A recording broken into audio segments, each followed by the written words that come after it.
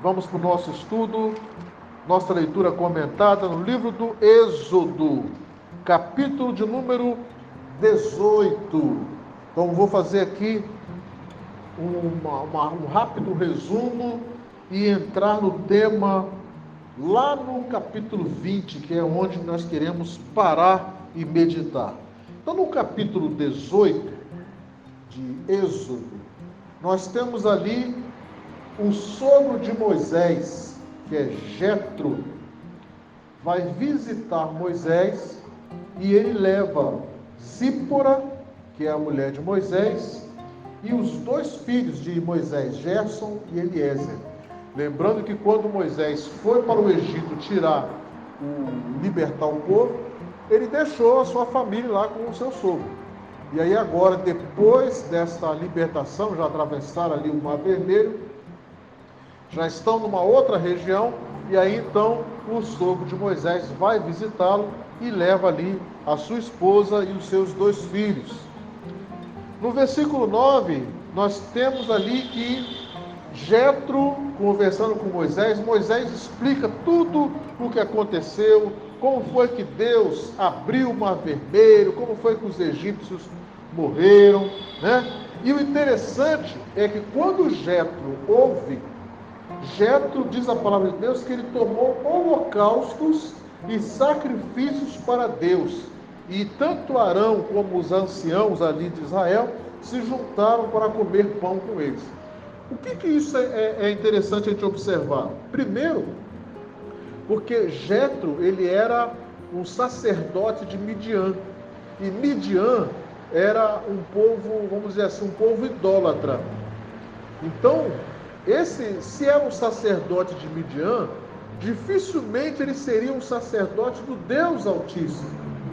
Ele poderia ser um sacerdote de outros deuses. Mas aqui, quando ele ouve Moisés falando das bênçãos, falando da forma como Deus agiu ali com o povo de Israel, Jetro oferece sacrifícios a Deus. Então, ou seja, a gente poderia dizer que Jetro se converteu. Ouvindo Moisés falar das bênçãos de Deus, de como Deus tinha libertado o povo do Egito, o sogro de Moisés se converte. E aí isso é um ensinamento para nós, que às vezes nós olhamos para as outras pessoas, né, e falamos, aquele ali é um nó cego, aquele camarada nunca vai se converter, eu não vou nem falar nada para ele. Aqui esse texto vem mostrar para a gente que, além de ser um sacerdote de um povo idólatra, mas Jetro, ele ofereceu sacrifícios a Deus, e só podia oferecer sacrifícios a Deus quem havia se convertido a Deus. O judeu, ele tinha essa questão. Só podia participar das atividades dos judeus aquelas pessoas que não eram judeus e que se convertiam ao judaísmo. Tinha que circuncidar, tinha uma série de coisas que tinham que fazer para que aquela pessoa que não era judeu, ela pudesse participar dos judeus da mesma forma, dos mesmos sacrifícios que eles participavam. E aqui, se Jetro tomou o holocausto, o sacrifício, e os anciãos de Israel participaram, significa que Jetro se converteu ali. E no versículo 13, tem aquele episódio que no dia seguinte, após essa conversão de Jetro, Moisés se senta e vai julgar o povo, vai resolver os problemas do povo, vai atender ao povo. E o que acontece? Jetro observa que Moisés sozinho estava respondendo todas as questões do povo. Então, vocês imaginam, quando saíram do Egito, eram mais ou menos 600 mil homens, sem contar mulheres e crianças. E aí nós falamos aqui, na semana passada, que 600 mil homens, mas dificilmente esses homens eram solteiros. Vamos imaginar que todos eles, talvez não, né? Mas todos eles fossem casados e tivessem pelo menos um filho. Então seriam 3 pessoas: o marido, a esposa e o filho. Então, se eram 600 mil, multiplica 600 mil por 3. daria ali 1.800.000 pessoas que saíram do Egito. Agora imagina Moisés atendendo 1.800.000 pessoas com os seus problemas, e todos eles querendo falar, e todos eles querendo resolver. Ah, está faltando isso, está faltando aquilo, não tem casa para mim, não tem cama, não tem coberta, imaginando alguma coisa nesse sentido, né? E aí o que o sogro de Moisés vê? Ele vê isso e fala: Moisés, olha só, nem você vai aguentar essa situação, nem o povo. Divide aí, ó, capitães de 1.000, capitães de 100, capitães de 50, capitães de 10, e aí eles vão resolver os problemas menores e você fica com os problemas maiores. E aí Moisés, ouvindo isso, atendeu ao seu sogro, fez a divisão e ficou muito mais fácil dele administrar aquela situação toda ali. E detalhe, isso também vem mostrar para nós uma outra coisa. Às vezes, nós não damos ouvidos às pessoas que são mais simples, ou aquela pessoa que chegou nova convertida, como está aqui, né? Jetro seria um novo convertido.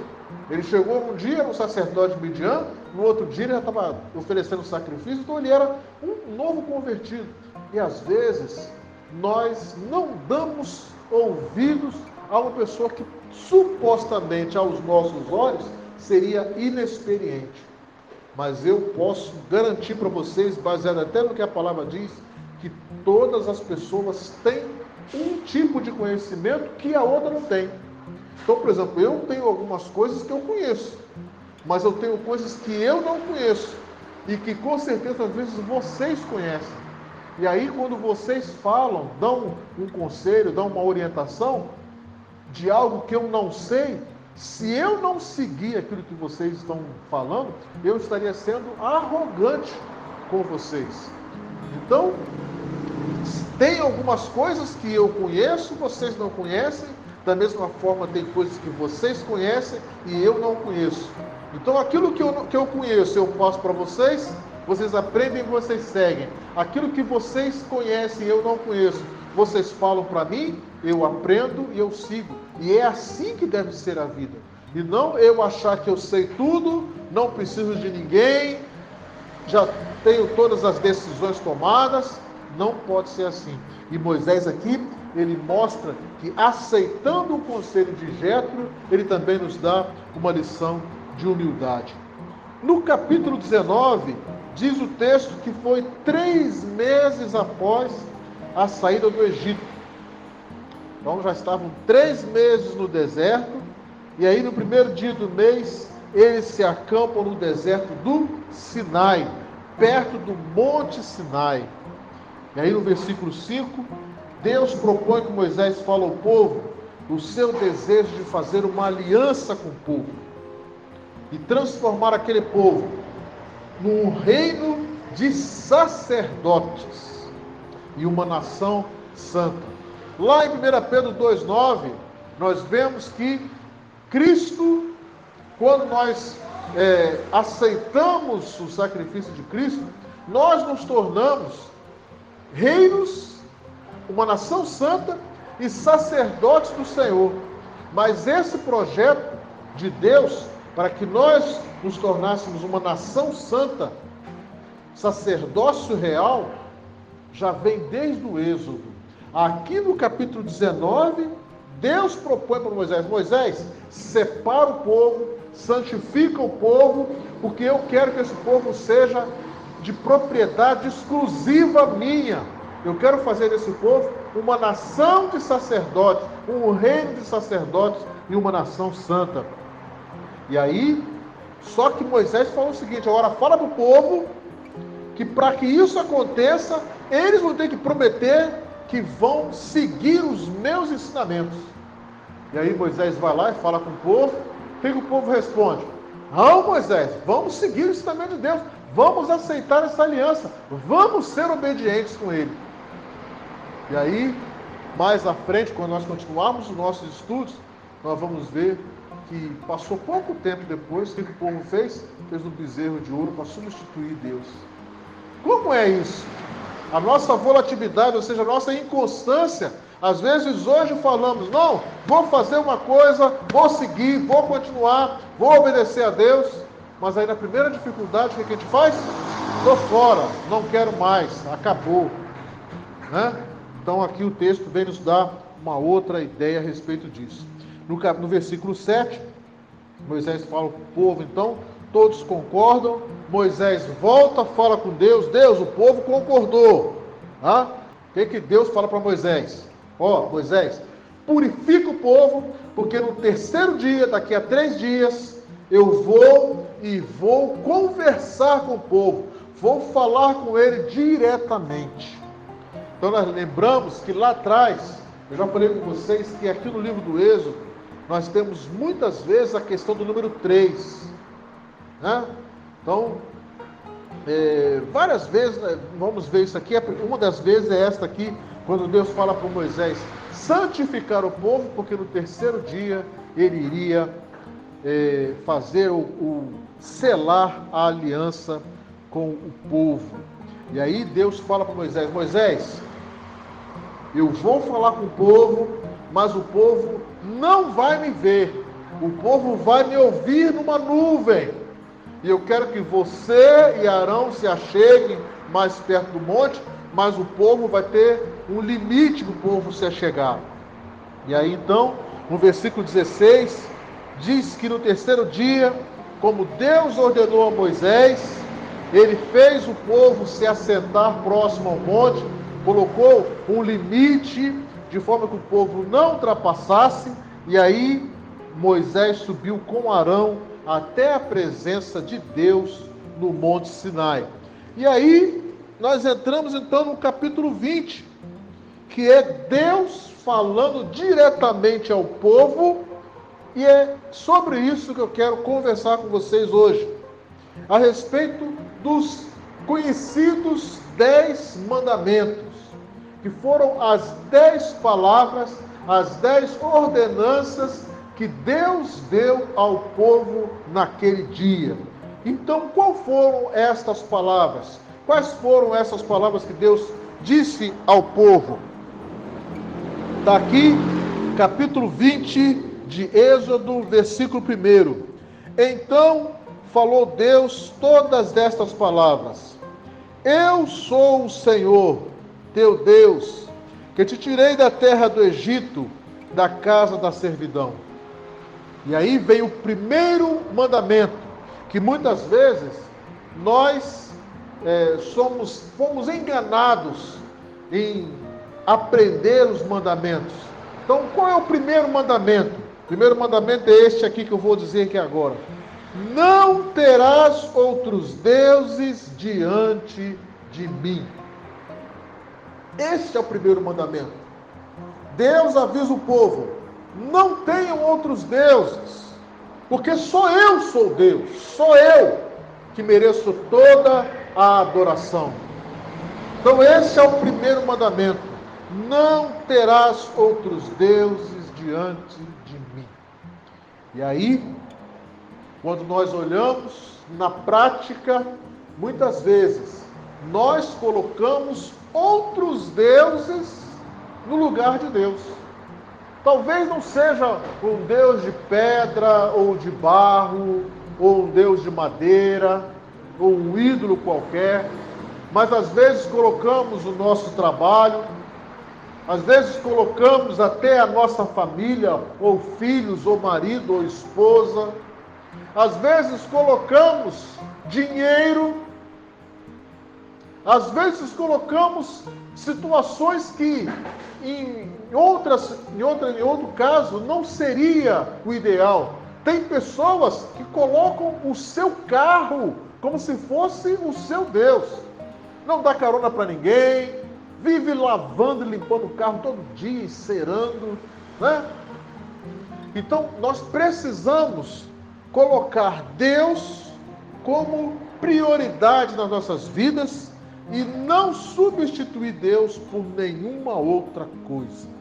Então não terás outros deuses diante de mim. Segundo mandamento, ou segunda palavra que Deus diz: não farás para ti imagem de escultura, nem semelhança alguma do que há em cima dos céus, nem embaixo na terra, nem nas águas debaixo da terra. Não as adorarás, nem lhes darás culto, porque eu sou o Senhor teu Deus, Deus zeloso, que visito a iniquidade dos filhos até a terceira e quarta geração daqueles que me aborrecem, e faço misericórdia até 1000 gerações daqueles que me amam e guardam os meus mandamentos. Esse é o segundo mandamento. Não fazer nenhuma imagem de escultura que represente Deus. Porque quando nós fazemos isso, nós limitamos Deus àquela figura. E aí, de acordo com a arte que foi feita, hoje, muitas pessoas pensam que Deus é um ser velho, barbudo, que fica sentado num trono, né? Essa é a imagem que passaram para nós de Deus. Será que Deus é assim? Não. Deus, ele é espírito. Deus não tem corpo. Deus, ele é um ser supremo, criador. E todas as vezes que nós limitamos Deus através de dar um nome a ele, ou colocar num quadro, esse aqui é o Deus, eu estou fazendo idolatria. E é por isso que Deus fala que não farás imagem de escultura, nem semelhança alguma que vá representar a mim para vocês. Terceiro mandamento: não tomarás o nome do Senhor teu Deus em vão, porque o Senhor não terá por inocente o que tomar o seu nome em vão.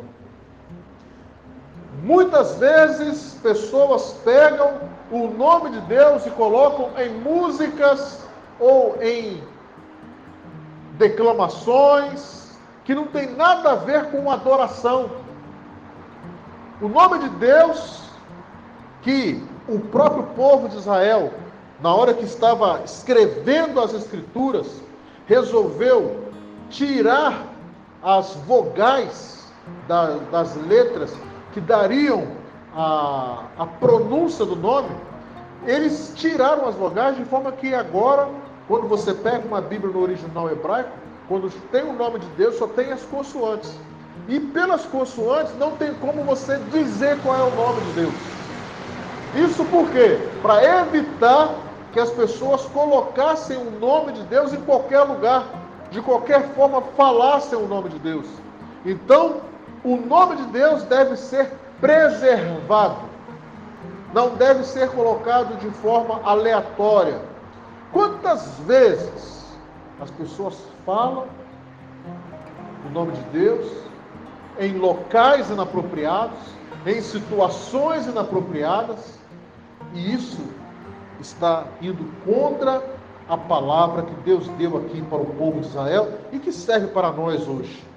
Quarto mandamento: lembra-te do dia de sábado para o santificar. 6 dias trabalharás e farás toda a tua obra, mas o 7º dia é o sábado do Senhor teu Deus. Não farás nenhum trabalho, nem tu, nem o teu filho, nem a tua filha, nem o teu servo, nem a tua serva, nem o teu animal, nem o forasteiro das tuas portas para dentro. Porque em 6 dias fez o Senhor os céus e a terra, o mar e tudo que neles há. E ao 7º dia descansou. Por isso o Senhor abençoou o dia de sábado e o santificou. Há uma polêmica muito grande com respeito a este quarto mandamento. Muitos acreditam assim: não, Jesus no Novo Testamento, Jesus aboliu o sábado, Jesus aboliu essa guarda do sábado. Mas em momento nenhum nós vemos Jesus falando, não é para guardar o sábado. Jesus fala assim, que ele é Senhor do sábado. Então, o que nós entendemos é que este mandamento, como os outros, continuam valendo. Só que, para o povo de Israel, o sábado, ele além de ser uma instituição religiosa, ele também é uma instituição civil. O sábado, lá no país Israel, é considerado um feriado nacional. Nós não estamos no país Israel. Então, para nós, não há necessidade de ter um feriado. Não é cabível para nós, como cultura, ter um feriado todos os sábados. Mas lá em Israel, todo sábado é feriado.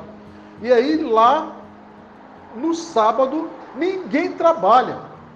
Ou só o mínimo de estabelecimentos que trabalham no sábado. E isso faz parte da cultura deles. Não faz parte da nossa cultura. Agora, o que deve fazer parte da nossa cultura, principalmente da nossa cultura espiritual? É que devemos reservar um dia da semana, pelo menos um dia, para dedicar à obra de Deus. Um dia para nos dedicarmos à adoração a Deus. E principalmente, um dia para dedicar ao nosso descanso. Existem pessoas que não tiram férias. Existem pessoas que trabalham de sábado a sábado, ou de domingo a domingo. Não tem tempo para a família, não tem tempo para se cuidar, não tem tempo para o médico, não tem tempo para passear. Vivem pelo trabalho. E o que o texto diz? 6 dias trabalharás e farás toda a tua obra. Mas o 7º dia é o sábado do Senhor. Não trabalharás. Então talvez pessoas aqui trabalhem por turno e não têm condições de tirar a sua folga num dia certo, ou é sábado, ou é domingo, ou é segunda. Cada semana tem uma folga num dia. Este dia deve ser dedicado ao Senhor e deve ser dedicado ao descanso. É isso que este texto quer dizer para nós. 5º mandamento, ou 5ª palavra que Deus diz: honra teu pai e tua mãe, para que se prolongue os teus dias na terra que o Senhor teu Deus te dá. É uma palavra para todos nós, porque todos nós somos filhos. Em algum momento da nossa vida, nós fomos filhos. Talvez hoje sejamos pais, avós, não sei, mas todos nós somos filhos. E essa palavra é para o filho. Honra teu pai e a tua mãe, para que os teus dias se prolonguem. Ah, mas o meu pai é muito bravo. O meu pai não me dá mesada. O meu pai me dá surra. Eu vou ter que honrar o meu pai e minha mãe mesmo assim? Sim, porque é uma palavra para os filhos. A palavra para os pais é outra. É outra palavra. Se o pai está espezinhando o filho, se o pai está irritando os filhos, o pai vai se ver com Deus com respeito a isso. Mas agora qual é a função do filho? Obedecer e honrar aos seus pais. 6º mandamento: não matarás. Como nós vimos no início, não matar não significa eu chegar, pegar uma faca, uma arma e atirar numa pessoa e tirar a sua vida. Às vezes, com uma palavra, eu estou matando a outra pessoa. E aqui, esse texto, a palavra original lá da língua que foi escrita a Bíblia, que é o hebraico, o Antigo Testamento, esse não matarás é uma palavra que tem a ver com a preparação, ou premeditar. Então, eu não gosto de fulano, então eu vou preparar uma cilada para matá-lo. Preparar um local, uma armadilha para que ele possa cair e morrer. É isso que a Bíblia está falando. Agora, uma pessoa que é, por exemplo, um policial, ou é das Forças Armadas, e aí, no exercício da sua função, ela precisa atirar para matar o inimigo, ou matar um bandido, ele não está descumprindo esse mandamento, porque ele está fazendo aquilo ali ou de legítima defesa, ou cumprindo uma ordem superior. Então, não matar tem a ver com isso. Eu premeditar no meu coração e eu fazer mal premeditadamente, planejadamente na vida de uma outra pessoa. 7º mandamento: não adulterarás. Cristo falou que só o fato de pensar numa outra mulher que não seja a sua, ou num outro homem que não seja seu marido, só o fato de você pensar com intenção escusa no seu coração, você já adulterou.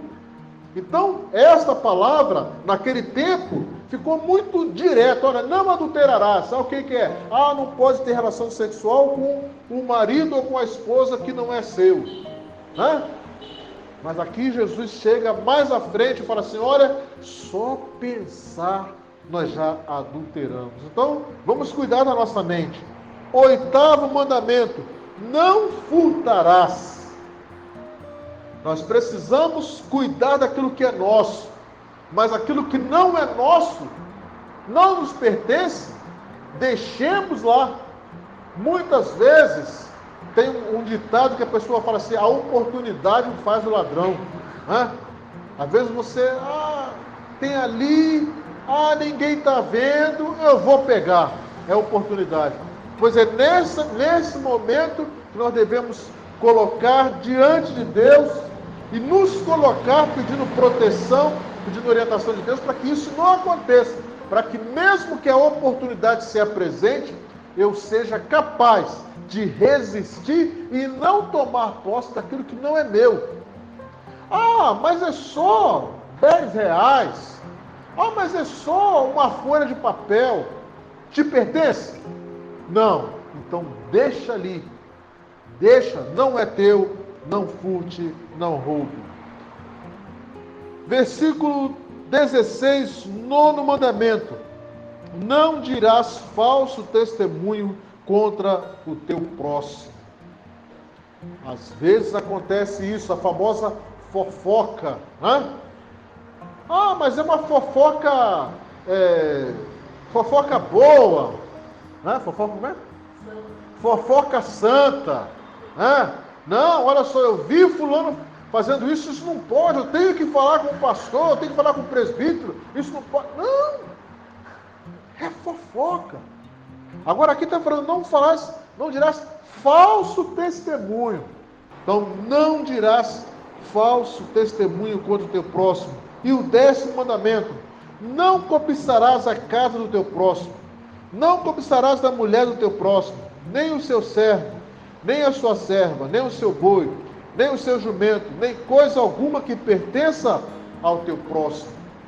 Isso aqui, Deus falando para o povo a respeito da cobiça, do desejo, mas não é um desejo comum, o desejo normal, o desejo, eu quero crescer no meu emprego, eu quero ter uma casa arrumada, eu quero ter uma casa bonita, eu quero ter uma casa boa, eu quero ter um carro bom que eu possa viajar, ou se eu não tenho carro, eu quero ter um carro. Não é isso que está falando.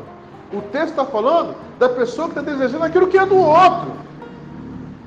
Eu quero ter um carro, mas não é um carro qualquer, eu quero um carro, aquele carro que está com aquele fulano de tal ali, é aquele que eu quero. Eu vou fazer de tudo para pegar aquele carro. Eu não quero arrumar a minha casa. Não, eu quero arrumar a minha casa da mesma forma que a casa da vizinha, onde eu visitei ontem. Que ela tinha lá um sofá vermelho, eu quero comprar um sofá igual aquele que ela comprou. Ou eu quero aquele sofá, fazer de tudo para comprar aquele sofá vermelho da vizinha. É nesse sentido que Deus está falando, não cobiçar aquilo que é do outro. Agora, nós podemos e devemos ter ambição de crescimento. E muitas vezes as pessoas, eu não posso cobiçar. A palavra de Deus fala que eu não posso cobiçar, então para mim tá bom. Eu andar de chinelo de dedo, eu andar com roupa rasgada, não, tá tudo bem para mim, não preciso andar de sapato, não. Eu não posso cobiçar porque o outro está de sapato, não posso. Não é isso. Não é isso que a palavra diz. É aquilo que é do outro. Eu preciso crescer, eu preciso sim trabalhar, e através do fruto do meu trabalho, eu posso sim adquirir coisas. Mas agora eu preciso tomar cuidado para que estas coisas não tomem o lugar de Deus na minha vida. Então, Deus falou isso. E aí diz o versículo 18, que todo o povo presenciou os trovões e os relâmpagos e o clangor da trombeta e o monte fumegando, e o povo observando, se estremeceu e ficou de longe. E disseram a Moisés, fala-nos tu e ouviremos, porém não fale Deus conosco, para que não morramos. Mas aqui o texto diz que Deus falou. E depois ele mandou Moisés subir, que ele ia escrever essas ordenanças numa tábua de pedra, para que o povo pudesse ler e aquilo ali não se apartar da sua mente. E Deus deu essas orientações para o povo, mas como nós falamos aqui, está no capítulo 19, o desejo dele era fazer daquele povo um reino de sacerdotes, uma nação santa, um povo exclusivo para ele. Mas para que o povo pudesse ser exclusivo de Deus, o povo deveria seguir estas orientações. E depois, no livro do Êxodo, nós vamos ler, existem outras leis que Deus deu, mas essas aqui são a base. E essa base não é só para o povo de Israel naquele momento. Esta base também é para nós hoje. Tudo que Deus falou para aquele povo serve para nós hoje. E é nosso dever, como adoradores de Deus, continuar seguindo estes mandamentos. Por isso eu quero, nesta hora, te incentivar a ler a palavra de Deus, a buscar e meditar na palavra de Deus as orientações para a nossa vida, no dia a dia, nas nossas atividades, em tudo o que nós viermos a fazer. Se nós colocarmos no nosso coração o desejo de seguir o que Deus pede, nós estaremos cumprindo o desejo dele de ser uma nação de sacerdotes, uma nação santa, um reino de sacerdotes e um povo de exclusividade de Deus. Para quê? Para que nós devemos fazer isso? Para que a gente possa ser ministros do seu evangelho, para que nós possamos ser propagadores da sua palavra e que outras pessoas venham e entendam o quão grande e o quão bom é seguir esse Deus maravilhoso. Então que fique esse incentivo para nós aqui nesta noite, que todas as coisas que Deus falou aqui para o povo, serve para nós, e nós podemos seguir. Ah, mas é difícil. É difícil, mas com a ajuda de Deus, nós podemos chegar no objetivo que Ele quer. Eu quero fazer uma oração nesta hora, quero te convidar a se colocar em pé, para que nós possamos orar a Deus agradecendo estas palavras. Vamos orar. Senhor Deus e Pai, muito obrigado, Deus querido, porque esta palavra falou fundo aos nossos corações e com certeza o povo, quando ouviu, através dos relâmpagos, dos trovões, naquela nuvem, quando o povo ouviu a tua voz ali falando para Moisés e para eles estas palavras, o povo teve medo, mas ao mesmo tempo o povo se comprometeu a cumprir estas palavras. Então hoje, Pai, nós não ouvimos trovões nem relâmpagos, mas ouvimos, ó Deus, a tua palavra aqui nesta noite, da mesma forma que foi falada lá no Monte Sinai, sendo pregada aqui. Então agora fala, Deus, fundo aos nossos corações e nos dá a certeza de que ao cumprirmos o teu chamado, ao cumprirmos aquilo que tu queres, ao procurar seguir esses mandamentos, nós estaremos cumprindo o teu desejo, que nós sejamos um reino de sacerdotes, uma nação santa e um povo adquirido de exclusividade tua. Este é o nosso desejo, porque este também é o teu desejo. E nós queremos pedir, ó Deus, a tua misericórdia sobre as nossas vidas, que nós possamos cumprir aquilo que tu queres para cada um de nós. Esta é a oração que fazemos, agradecidos a ti, no nome do Senhor Jesus. Amém.